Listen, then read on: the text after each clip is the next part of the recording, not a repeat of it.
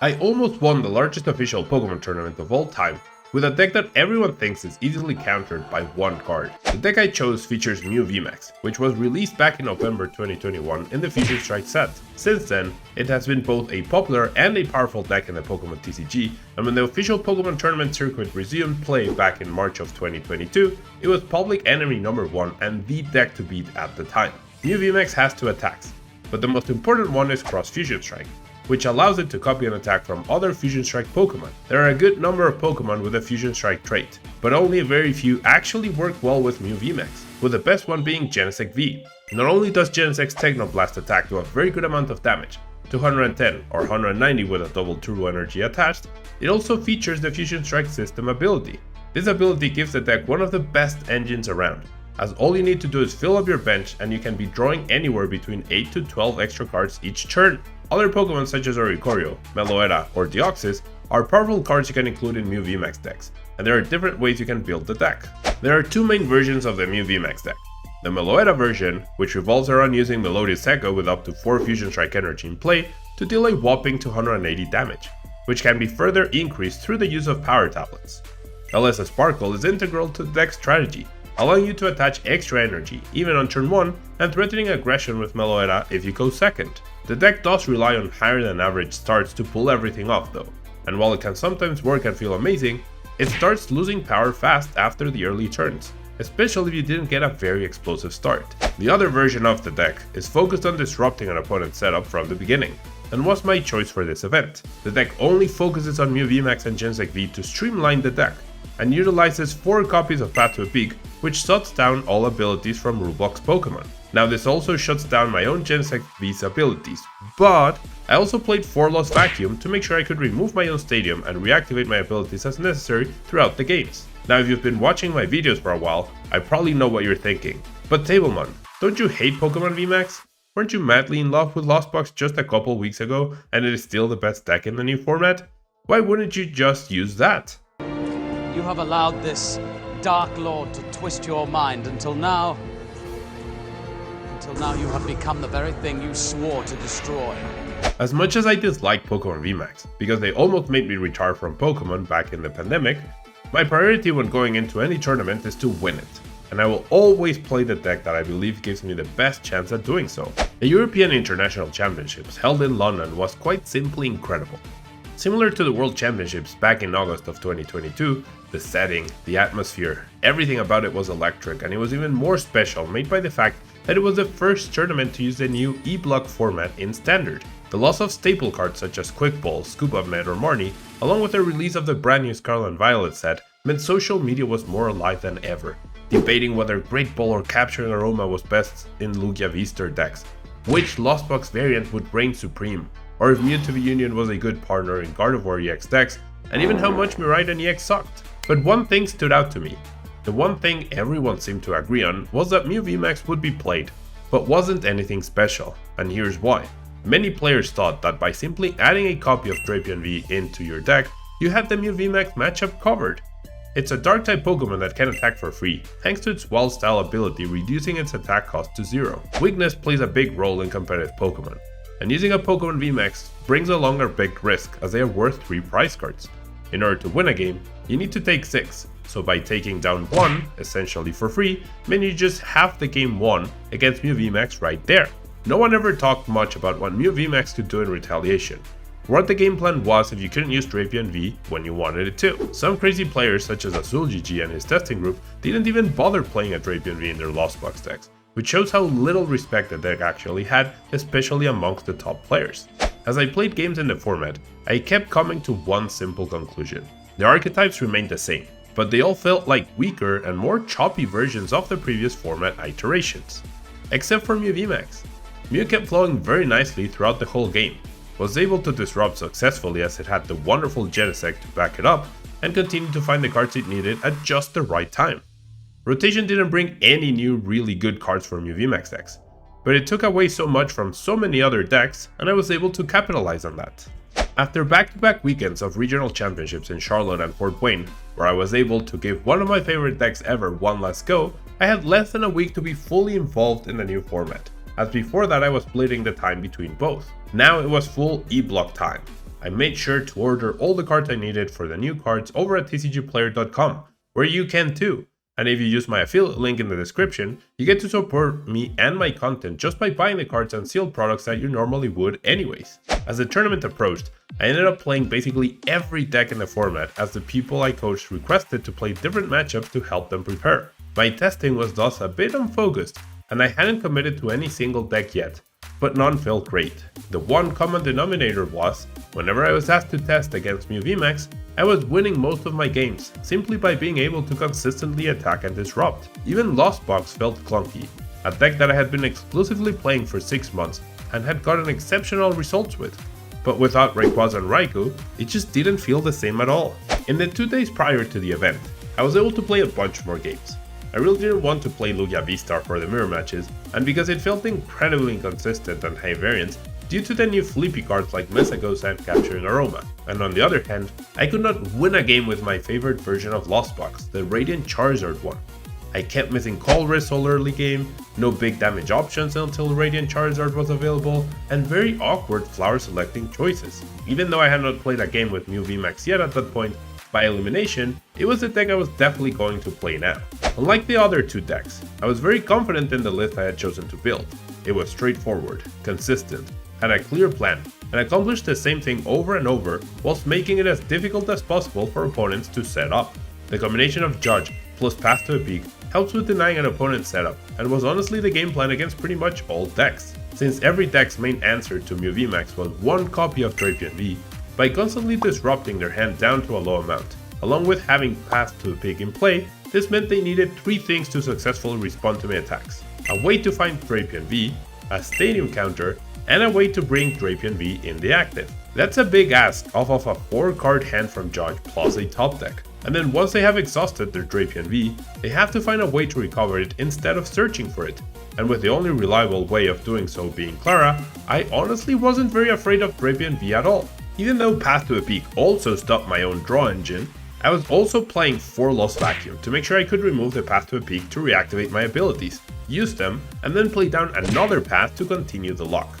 This version of Mew Control is weaker on the damage side of things than the Meloetta version, but the advantage you gain by making your opponent simply whiff their resources or not find everything they need by limiting the cards they can access and also their abilities more than makes up for it. The last 2 cards I added to my deck were Avery and Fan of Waves. Avery was there to help punish players for setting up too well, and was especially good in the Gardevoir EX and Mew VMAX mirror matches, as even though you aren't taking prizes, removing key Pokemon from the board such as Ralts, Radiant Greninja, Genesect V, or Mew V meant you were limiting their resources. Combine that with a KO in the same turn, and you're golden. I wasn't able to do this play as often as I would have liked, and the time where I could have pulled it off perfectly and on the livestream nonetheless, Avery was prized.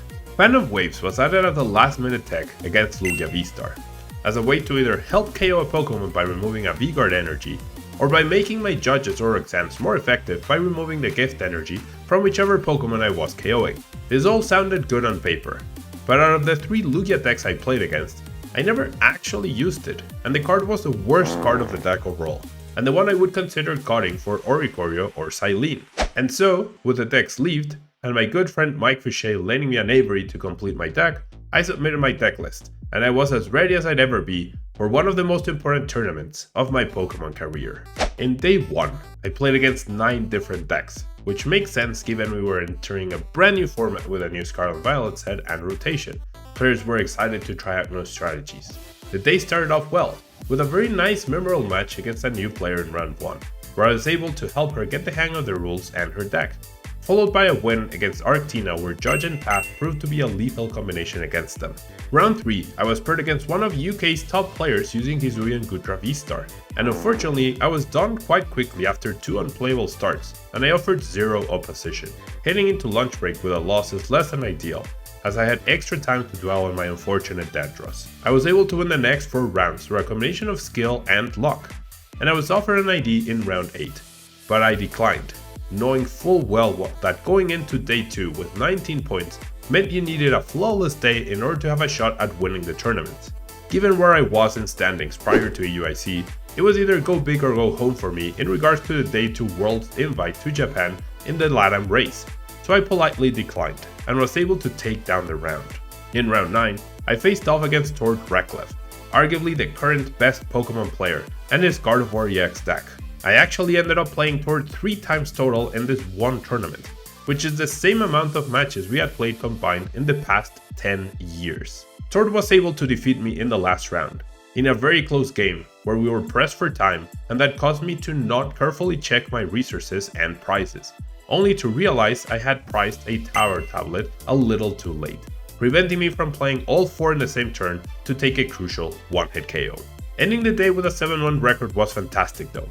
I felt good about my level of play, and I was excited to have made day 2 at back-to-back EUICs now. I still had a steep ladder to climb the next day, but going into day 2 with 21 match points meant I had to win 5 of 6 rounds in order to make top 8. Coincidentally, I had tweeted this out a few weeks prior to EUIC, and I was starting to believe. Round 10 of the event featured my 9th different opposing deck, as well as my first mirror match. Whilst Avery and Fan of Waves were not important at all during day 1, both of these were key to secure a very solid and decisive victory in this round. Fan of Waves was so obscure that my opponent actually forgot I had played it during my turn, and they tried to attack with an energy-less Mew VMAX. Thankfully, I was able to take down this game 2-0. Round 11 had me go up against one of the top performers on day 1 with Lugia V-Star. When I tweeted this out, I was actually watching one of their matches. I had gotten a ton of practice against Lugia V-Star, and the matchup felt really unfavored when I wasn't going first. But I never tested against the Duraludon VMAX variants of the deck, which of course made the deck even clunkier. They weren't able to recover from the constant dodging and path to a peak in either game, and I was able to walk away with a very solid 2-0 win.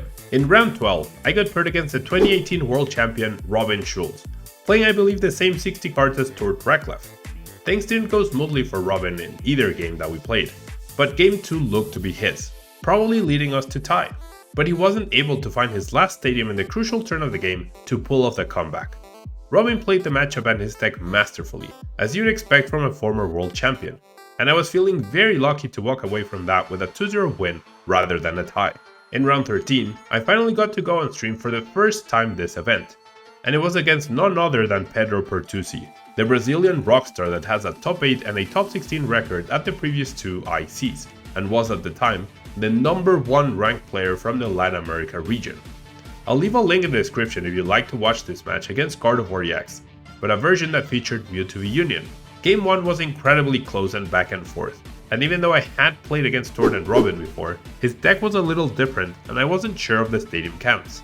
I was able to close out the game in the final turn, with the pressure of having to win it, otherwise he would have won.